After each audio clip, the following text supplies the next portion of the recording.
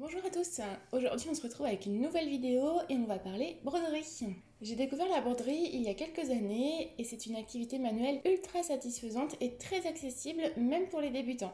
Vous allez voir dans cette vidéo, la broderie demande peu de matériel, c'est un loisir qui coûte assez peu cher et surtout ce qui est très pratique c'est qu'on peut en faire absolument partout et on obtient un résultat finalisé très rapidement. Pour information, je me qualifie encore de débutante en broderie. J'en fais assez peu, c'est vrai que je manque de temps pour faire tout ce que j'aurais envie. Mais j'ai eu envie de vous proposer cette vidéo pour vous montrer que même si on débute, on peut tout à fait personnaliser ses projets, qu'ils soient cousus main ou non, avec la broderie. Aujourd'hui, je vais donc vous montrer comment broder le t-shirt que je porte. C'est donc un t-shirt classique du commerce et on va donc venir réaliser la jolie broderie florale que l'on peut voir juste ici. Vous retrouverez les différents éléments qui composent le motif de la broderie sur le blog brisane.fr et vous pourrez ainsi du coup adapter votre broderie à votre support selon la forme du t-shirt ou selon le support sur lequel vous souhaitez broder. N'hésitez pas à laisser parler votre créativité. Juste après, nous allons broder ensemble plusieurs fleurs et feuillages et pour cela nous allons voir différents points de broderie qui vous permettront en fait par la suite de réaliser tout un tas de motifs brodés par vos soins. Nous allons donc voir le point arrière surjeté, le point de rôde, le point d'arête, le passé plat, le point de nœud et le point de bouclette. Petite astuce avant de démarrer, ici nous allons broder donc sur un t-shirt en jersey. Moi je vous conseille d'utiliser un entoilage soluble afin d'y décalquer facilement le motif, mais aussi pour éviter de déformer votre broderie si vous tirez un peu trop dans le cercle à broder. Je vous mettrai également les références des fils utilisés sur le blog pour que vous puissiez retrouver les informations. Allez, c'est parti, je vous laisse avec le tuto. Pour commencer, nous allons venir broder une partie du devant et de l'épaule droite de notre t-shirt. Il va falloir réussir à positionner l'entoilage hydrosoluble sur lequel vous aurez reporté le dessin de la broderie, de manière à ce que celui-ci soit bien positionné par rapport à l'encolure ainsi qu'à l'emmanchure. Insérez un des cercles à broder dans le t-shirt, puis positionnez le second par-dessus en serrant bien le tout.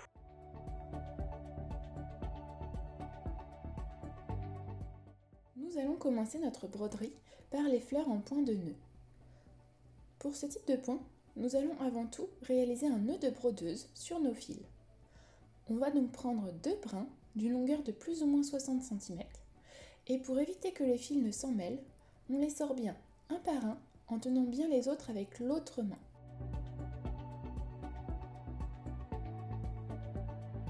On passe les deux brins dans le chat de l'aiguille.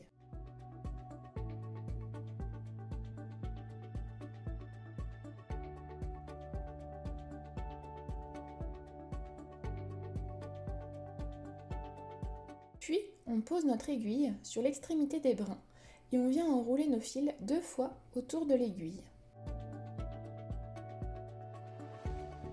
On tient bien les fils que l'on vient d'enrouler et on tire doucement sur l'aiguille. Un petit nœud s'est formé.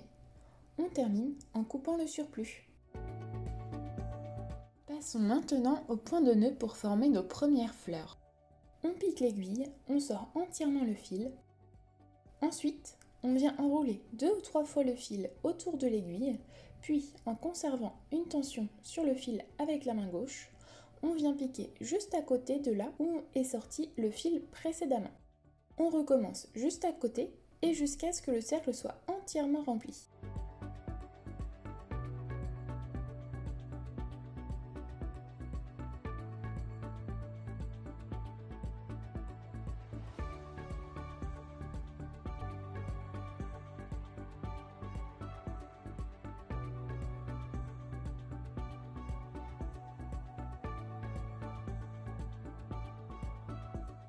Voici ce que ça donne un peu plus loin.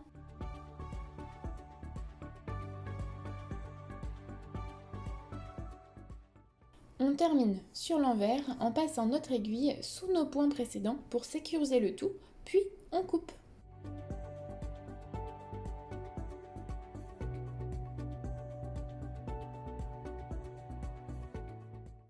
Nous avons vu tout à l'heure comment réaliser un nœud de brodeuse, mais en broderie, le plus souvent, et pour que notre broderie soit aussi jolie sur l'endroit que sur l'envers, on ne fait pas de nœud. Et pour ce faire, on va venir sortir un seul brin, ici, d'une longueur de plus ou moins 2 avant-bras. On va le plier en deux, puis passer les deux extrémités dans le chat de l'aiguille, ce qui forme une boucle.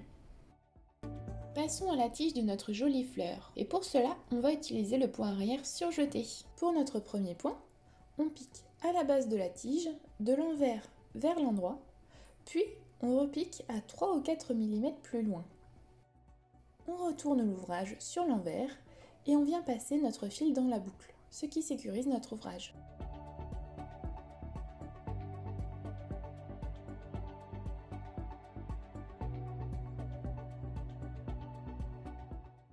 Pour continuer notre point arrière, on vient piquer 3 ou 4 mm plus loin et on vient repiquer pile sur notre dernier point.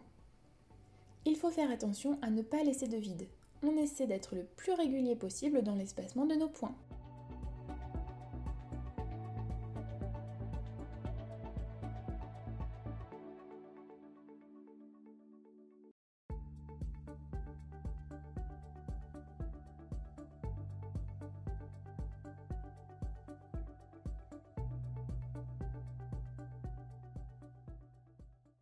Nous avons maintenant terminé notre tige en point arrière. On pourrait s'arrêter là, mais comme lorsqu'on débute, on n'est jamais ultra régulier sur ce type de point, on peut le surjeter.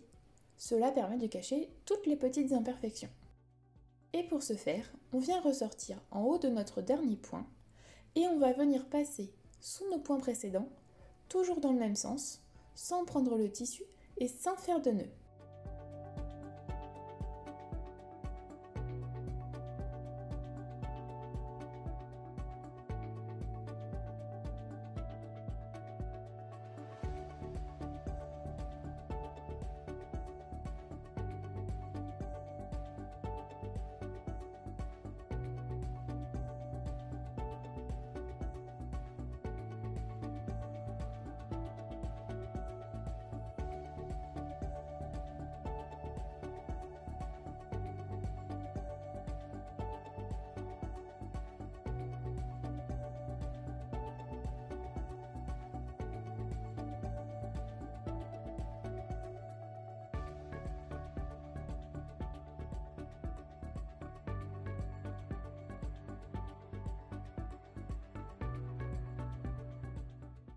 Pour arrêter la couture sur l'envers, on vient passer plusieurs fois le fil sous la broderie, comme un surjet en fait, puis on vient couper.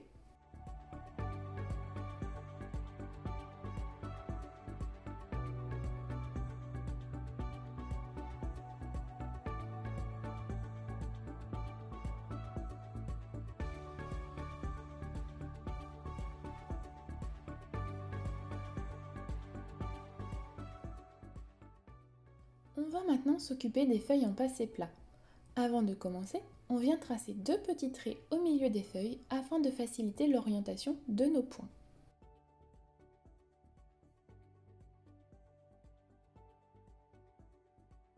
On commence bien au milieu et en suivant le premier trait en faisant un point d'arrêt.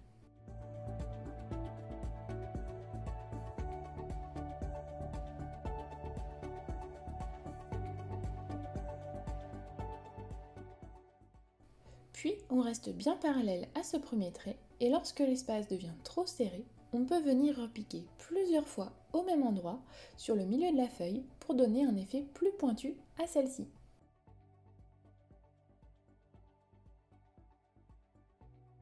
On pique toujours de l'extérieur vers l'intérieur et ne vous inquiétez pas si votre feuille n'est pas parfaite ou qu'il y a des petits trous, vous pourrez toujours revenir dessus ensuite.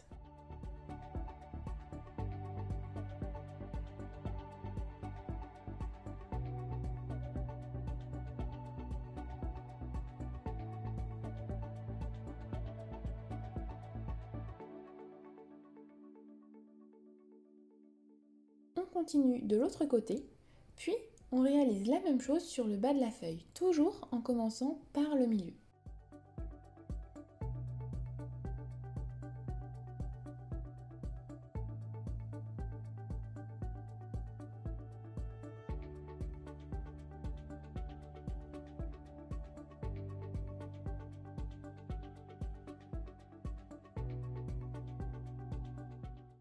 Lorsque l'on n'a presque plus de fil, on vient le passer sous la partie brodée sur l'envers et on vient couper le surplus.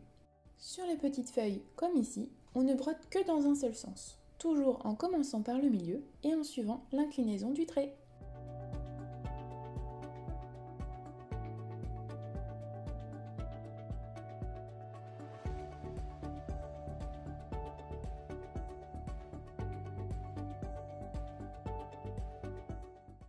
Nous allons passer au point de bouclette. Ici, j'avais dessiné assez rapidement et surtout pas assez précisément, donc je suis venue retracer proprement l'emplacement de mes pétales. On commence par un point d'arrêt de 1 mm à 3 ou 4 mm du milieu sur un des traits. On forme une boucle et on vient repiquer juste à côté de là où on est sorti.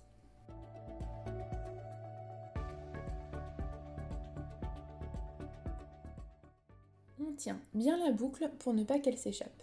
On vient piquer à l'extrémité du trait à l'intérieur de la boucle.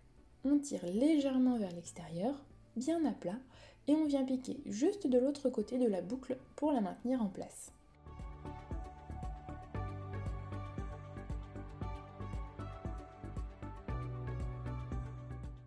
On recommence sur tous les pétales.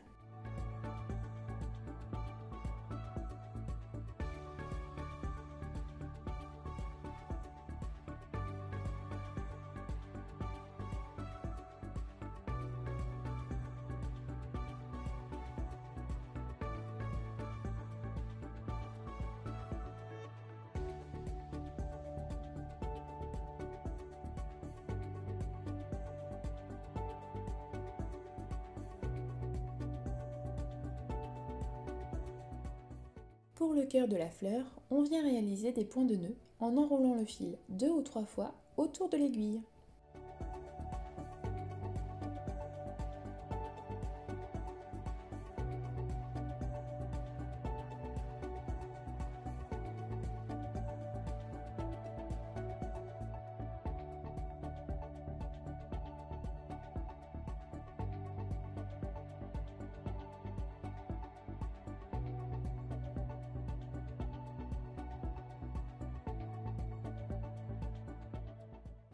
On peut s'arrêter là, ou pour donner plus de volume, on peut réaliser un deuxième point de bouclette à l'intérieur du premier sur l'ensemble des pétales.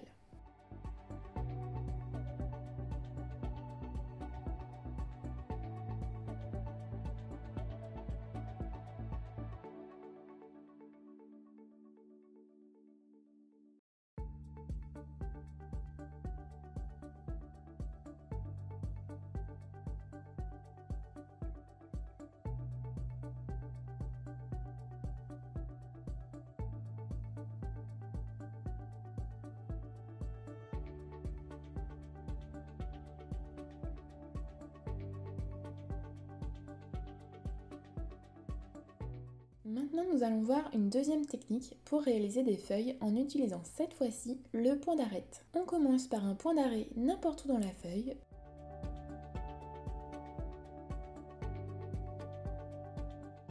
Puis, on vient réaliser un point sur toute la longueur du trait. On vient ressortir d'un côté et on vient réaliser une diagonale en piquant de l'autre côté du trait quelques millimètres plus bas.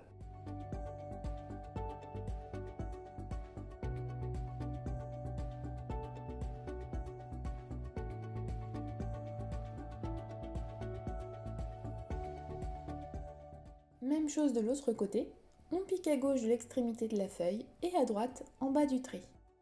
Et on recommence jusqu'à ce que la feuille soit entièrement brodée.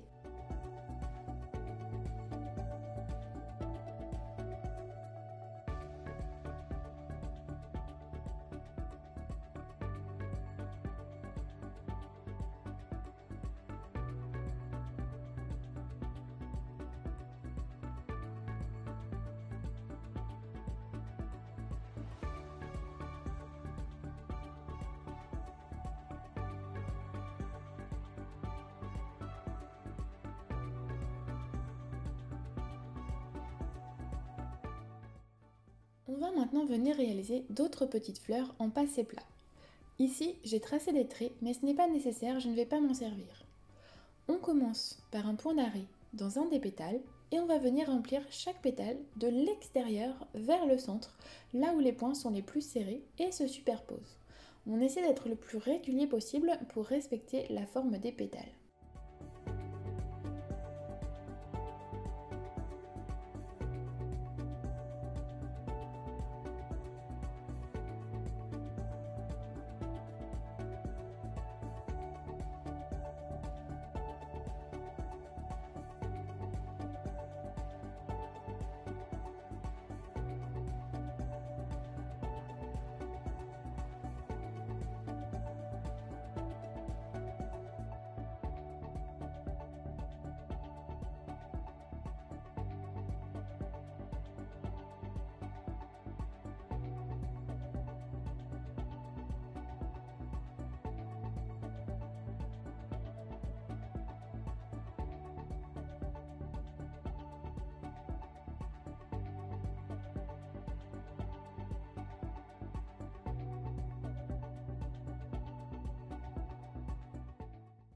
Pour le cœur, je viens réaliser un point de nœud comme nous l'avons vu précédemment.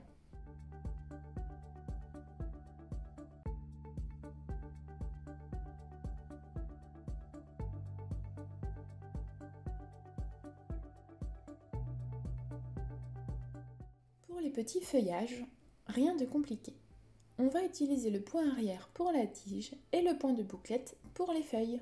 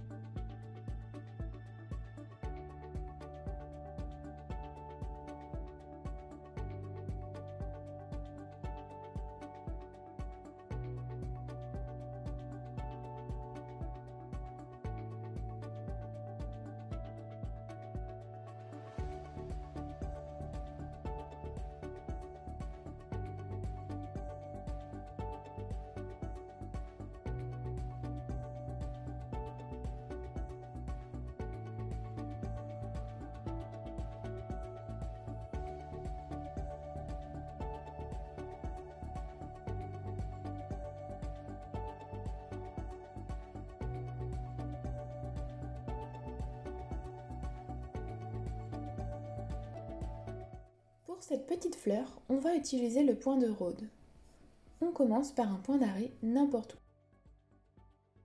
On pique sur une extrémité du cercle et on repique à l'opposé sur le même cercle.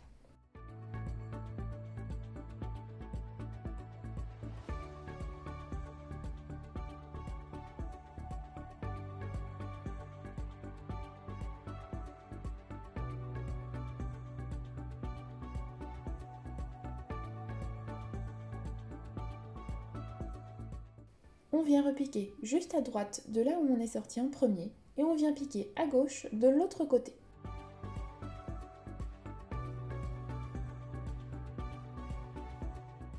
On va tourner comme ça, toujours dans le même sens.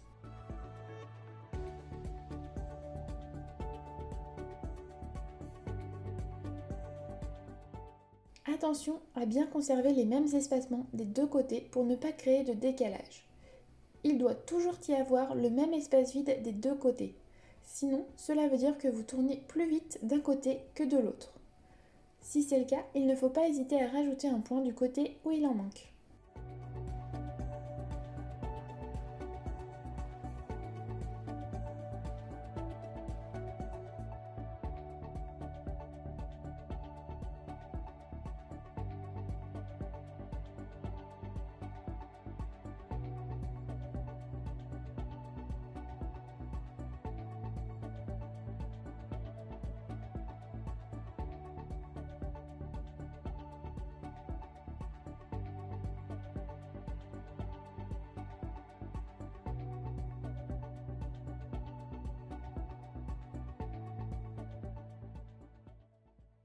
Pour ce dernier feuillage, on fait simple avec un point arrière surjeté pour la tige et ce qu'on appelle un point lancé pour les feuilles.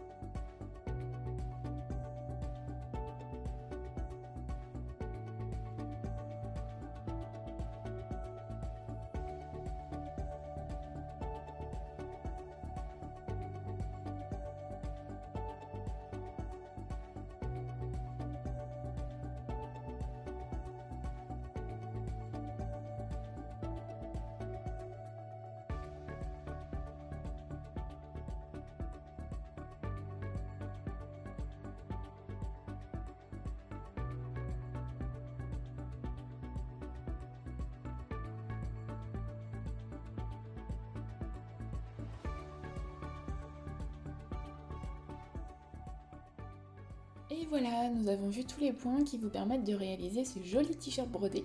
J'espère que ça vous a plu et que vous avez passé un bon moment. Si toutefois vous avez peur de vous lancer, je vous conseille de vous entraîner sur une chute de jersey ou tout simplement une chute de coton pour essayer les différents points proposés avant de broder votre t-shirt. Je vous souhaite une bonne session broderie et je vous dis à bientôt! Si vous avez aimé cette vidéo, je vous invite à me suivre sur YouTube ou Instagram afin d'être au courant des prochains tutoriels. Et je vous retrouve sur le blog www.brizane.fr pour avoir toutes les dernières infos.